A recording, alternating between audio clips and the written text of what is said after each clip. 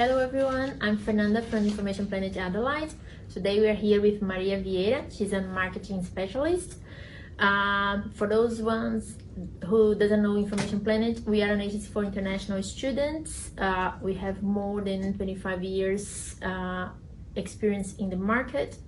We have offices in more than 13 countries. In Australia, we have 7 offices, one in Adelaide, Perth, Melbourne, Brisbane, Gold Coast, Sydney and Manly.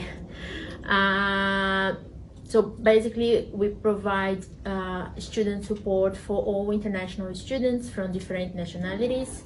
You can count on us to help you with enrollment, accommodation, jobs, and anything else that you might need during your stay in Australia. Today we brought Maria to talk about social media for entrepreneurs, migrant entrepreneurs. So thank you for coming today. Thanks for having me. You wanna introduce yourself? Sure. So yes, I'm Maria. I'm Brazilian, so as many of you, I'm a migrant myself. I came to Australia in 2018, so I already got my PR as marketing specialist. I'm working as a trainer now, a social media marketing trainer at Keystone College. I'm also doing a PhD. And yeah, so I have more than 13 years of experience working with big brands like Google, Nike, Greenpeace. But in my spare time, I also do some freelancing jobs, and I also had the chance to help many small businesses to succeed in social media. So I think the idea today is demystify some of the things that people believe they should do on social media. And we know that entrepreneurs are always very busy. It's a big challenge to do everything you need to do, plus have a presence on social media. So hopefully you are going to have some good learnings. I believe so. Maria, what is the importance of social media nowadays? Yeah, so I brought some data here for you. I think the first step is to acknowledge the scenario we are living at the moment. So all those post-COVID situation, a lot of uncertainty going on. So just for us to have an idea, 58% of the businesses here in Australia are worried about having to permanently close due to COVID. And if we consider all the small businesses here in Australia, 1/3 have migrant owners. So that's a lot. It's going to affect many businesses. And I'm saying that just to make sure that all the entrepreneurs that are watching this know that they're not alone in the boat. So in terms of algorithm and stuff, so because people are spending more time at home, they can't leave, they can't do the things that they used to do, they're consuming more social media, and this means more competition on the algorithm. So the algorithm is basically a code that defines who like for which people your content is going to appear.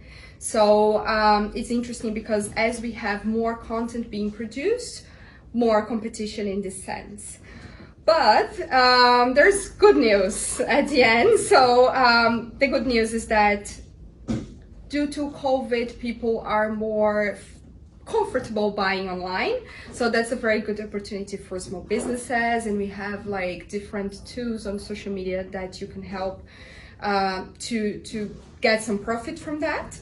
And the other good news is that social media is for free. So of course you can invest some money there in different types of things. You can buy equipment to produce a good content. You can spend some money on ads. You can do some partnerships, promotions and stuff. But in essence, social media is for free. Like everyone can be there and do like a very powerful and successful job 100% organically. So I think that's the good news as well. Oh, good. And so basically, why social media? It's because of this. Yeah, so on social media, you can do free or at least low-cost initiatives for different stages of the funnel. So you can, first one, if you're a new brand, you can build brand awareness, for example. You can create brand advocacy with communities. You can increase sales revenue. And then once you have your client base, you can also deliver some customer service on social media as well. So it's a free or at least low cost channel for all the stages of the funnel. Okay. And which social media channel should my business invest in? Yeah, so it's interesting because I have many friends and people that I'm very close to that have their own businesses, and what I've been seeing lately is that everyone is feeling a bit overwhelmed because all the time we have like news saying that you need to post 3 times a day, that you have to post on stories, on feed, on YouTube, and all the channels at the same time.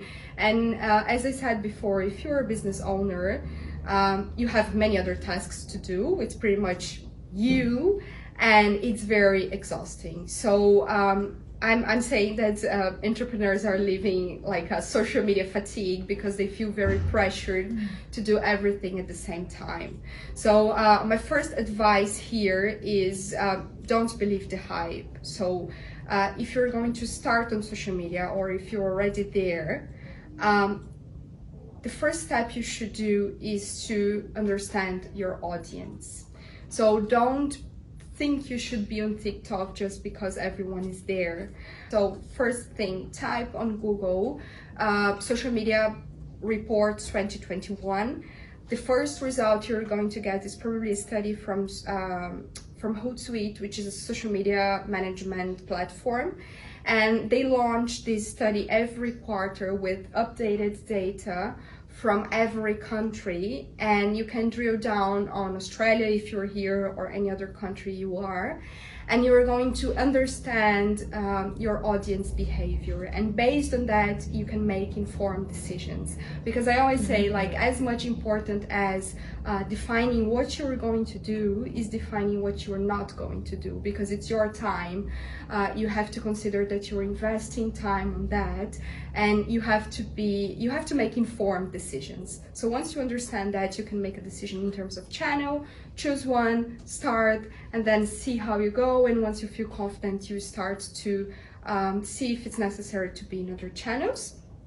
And the other aspect I would like to mention is be careful with the vanity metrics.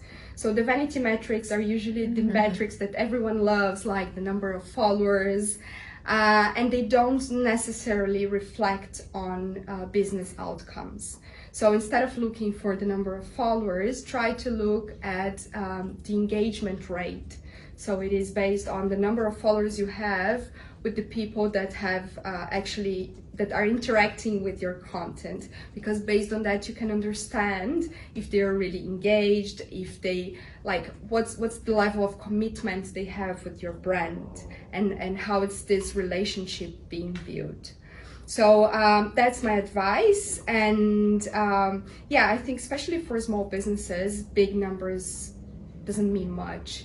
So you should, make sure that you have a very good relationship with your community and build that sense of community and engage people, because this is much more valuable for a small business than the number itself.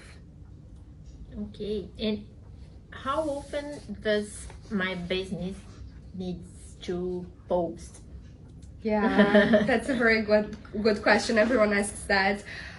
So again, everyone says that you should post 3 times a day, and that's exhausting. So of course, as I said, the algorithm does some maths to understand how to deliver the content, and of course that frequency and consistency really matter.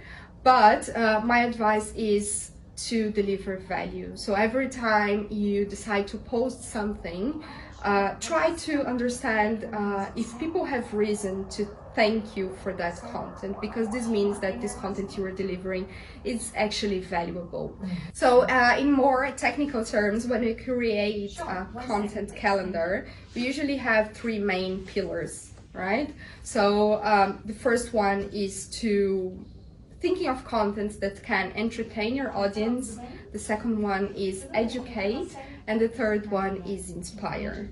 And unfortunately, most people only focus on the fourth one, which is convince, which is actively selling something. So my advice is, if you do the three first ones consistently, if they are actually valuable, the fourth one is going to come naturally.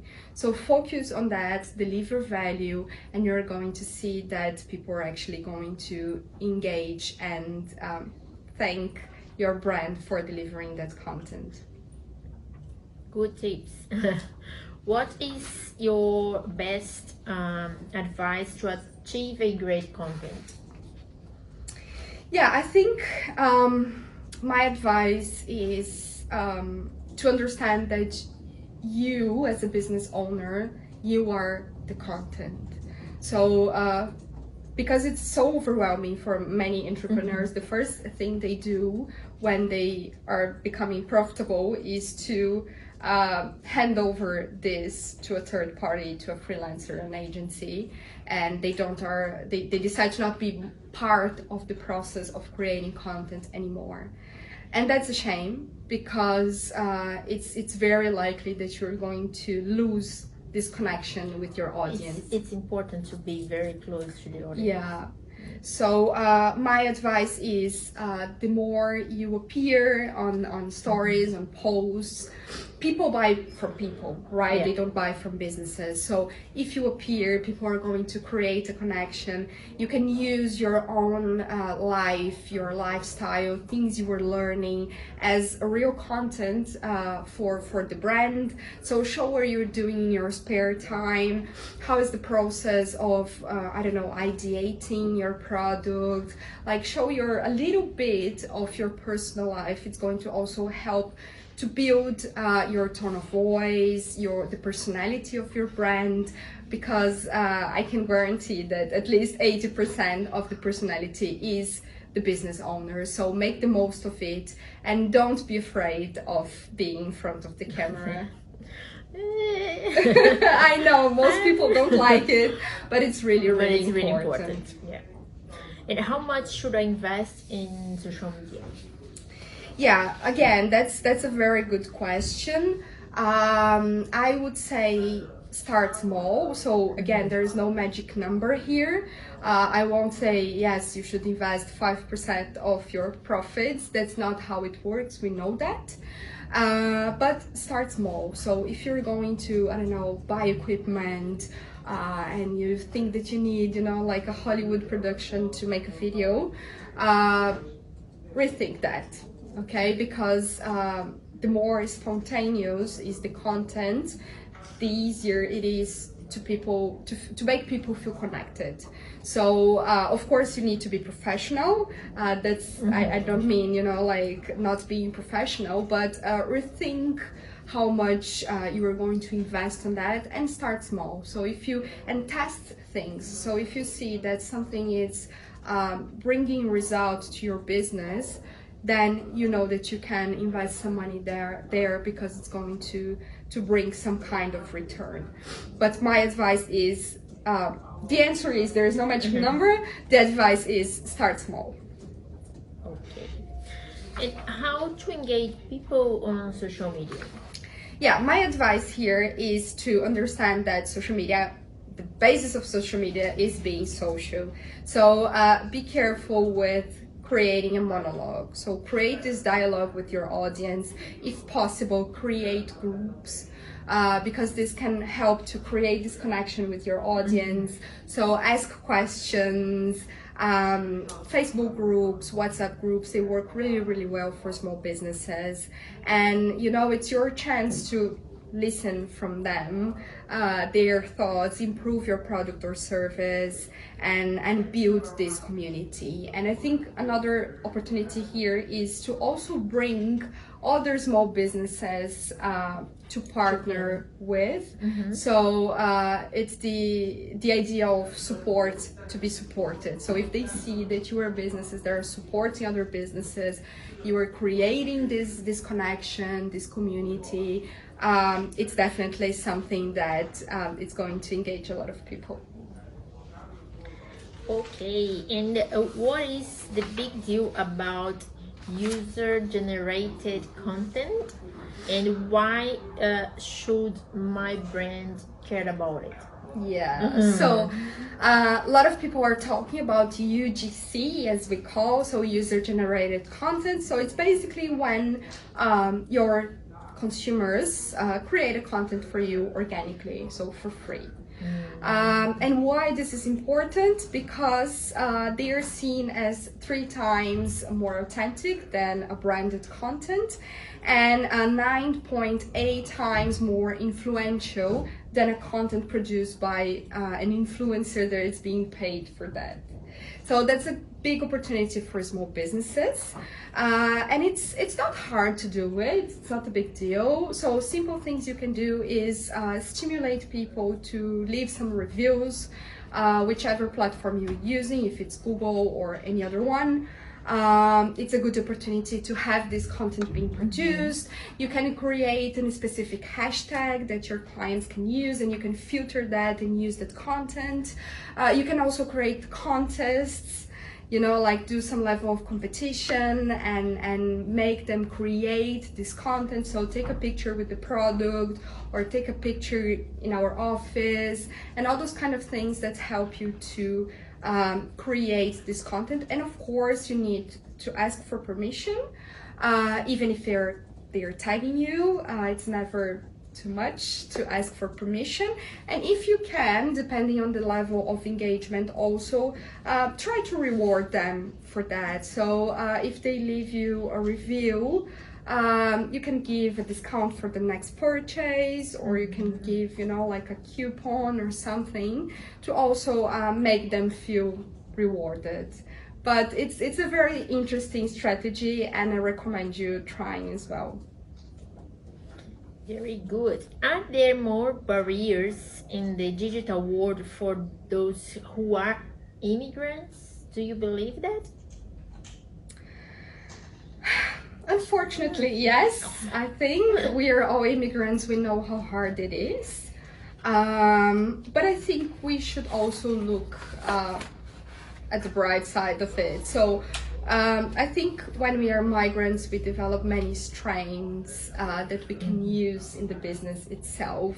So resilience, determination, creativity. So you can bring that to the business and always transform this as part of the storytelling you're going to share and the narrative you're going to bring to social media.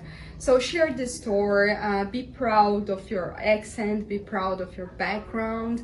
And luckily here in Australia, people love to support small businesses.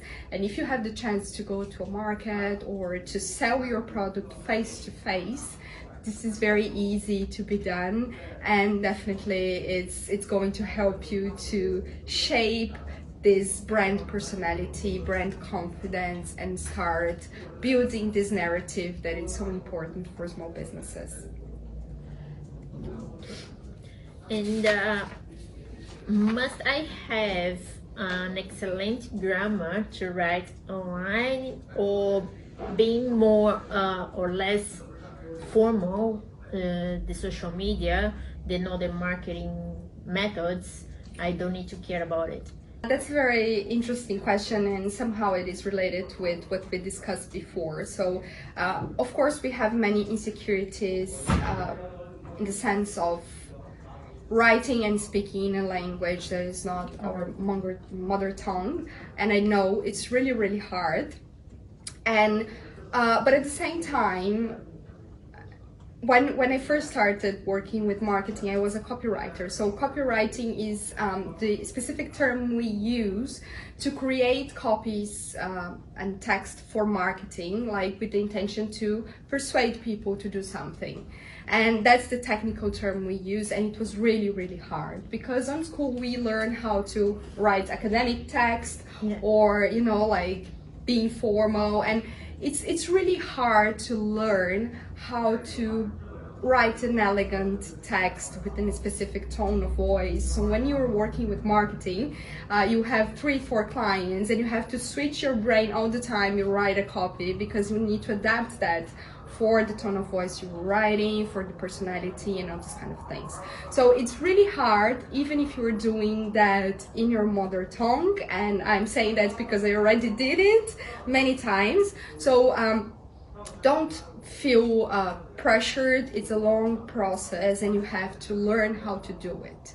So it's not because you have a good academic English that you're going to write well for social media. But luckily there are some tools that you can use to help you with that. So I think most of you already know Grammarly. It's pretty useful.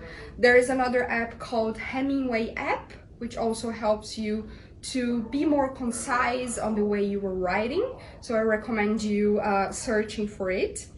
And if you also want to go a little bit further and type Tide Generator on Google, you're going to find some pages that create titles, catching titles for you. So especially if you're writing a blog or email titles. So it's an interesting way to learn how to do that in English. Another good tool that you can search is powerful words. So that's the words we use to trigger some psychological emotions and actions. So I think it's a list of 80 power words that you can get familiar with and start adding to your vocabulary, because they are very useful. Another say we have in marketing is write hot, edit cold. So if you have the time to write and wait a few hours or a few days and come back to that text, you are going to see that you're going to have some fresh eyes, and it's going to be easier to edit that text. And also read it out loud. So it's interesting because this can change a lot. So when you were writing, when you were reading, you are unconsciously saying that in your mind. So when you do that out loud, you are going to see that usually you can do some different. It sounds different, and it's going to be easier for you to spot things that could be some amendments you can do to make it more fluid. Okay, and of course, I think the last tip I would give to this specific topic is, if you're going to record the video, create a script. So I did my brief script here. I have mine here because it's really hard. Like, it's something that very few people can do naturally. So if you practice that, if you have a guide, and if you structure your idea before saying it, you're going to be more effective and you're going to be more compelling in what you were saying. So I think that's my advice. Okay. And how to drive more visitors to a website or generate sales, increase leads and conversion rates? Yeah, I think this question is a bit related with what we mentioned about copywriting.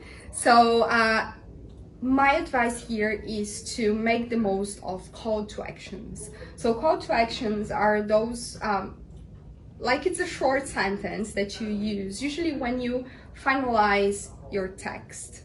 So they have the purpose of giving instructions to people that are reading that, and give them motivation to do what you're expecting them to do. So if you're posting about a contest you are promoting on Instagram, you're going to use words like join now. If you want them to go to your landing page, to your website, you're going to use click here.